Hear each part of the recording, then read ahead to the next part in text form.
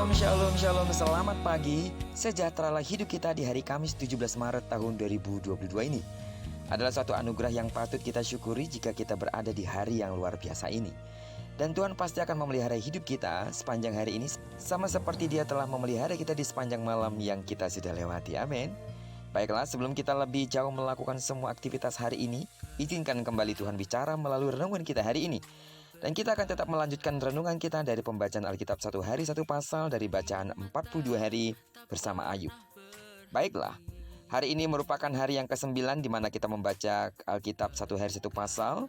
Maka kita akan membaca kitab Ayub pasal yang ke-9 ayat pertama sampai dengan ayat yang ke-35. Sebagai judul perenungan kita hari ini, Allah tak dapat dibantah.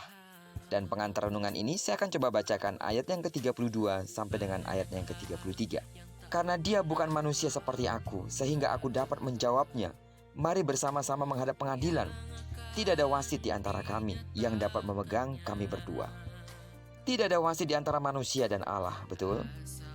Agak sulit memang untuk kita menentukan apakah ucapan-ucapan Ayub dalam pasal ini tentang Allah bernada positif atau negatif. Itu terkait dengan pertanyaan apakah ucapan-ucapan itu ditujukannya untuk dilihat dari sudut pendengarnya, para sahabatnya pada saat itu, atau dari sudut dirinya sendiri, atau dari sudut Allah. Mungkin yang paling baik adalah menempatkan perikop ini dalam kaitan dengan ucapan Bildad yang mendakwa Ayub. Pertanyaan Ayub bukan bagaimana orang berdosa dapat dibenarkan di hadapan Allah, atau bagaimana orang yang serta terbatas dapat benar di hadapan Allah. Pertanyaan Ayub yang yakin bahwa dirinya tidak bersalah, bagaimana orang yang tidak bersalah dapat dinyatakan demikian oleh Allah? Menurutnya tidak mungkin. Mengapa?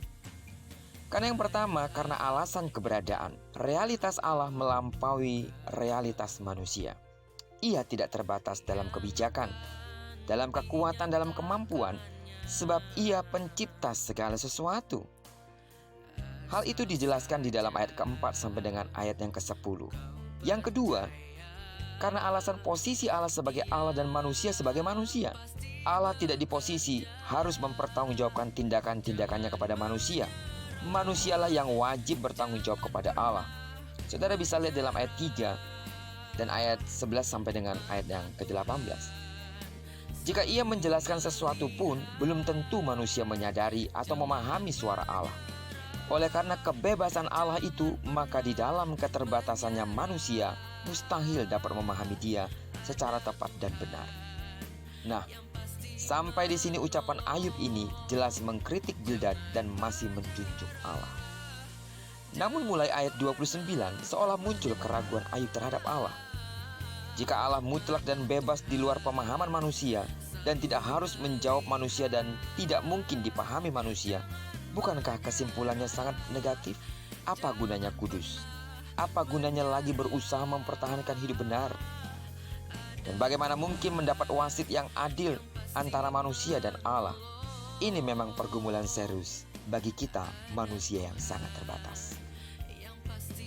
Karena itu sidang jemaat Tuhan, lewat perenungan kita hari ini, percayalah, Allah tidak dapat dibantah dalam setiap keputusannya.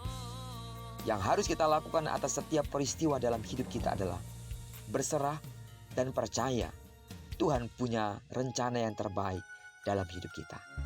Dia tidak akan pernah menjerumuskan kita kepada hal yang salah.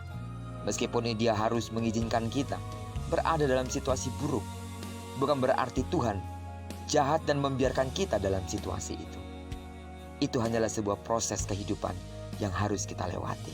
Karena itu, percaya saja kepadanya 100% dan tidak pernah ragu.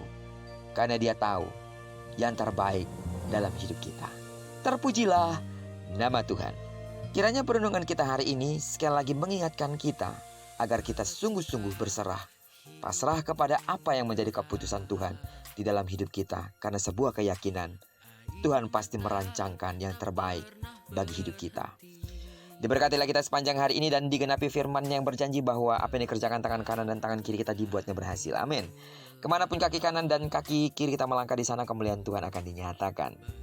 Diberkati kita bersama dengan orang-orang yang kita kasihi, serta bersama dengan orang-orang yang kita cintai dimanapun mereka berada. Terpujilah nama Tuhan. Shalom.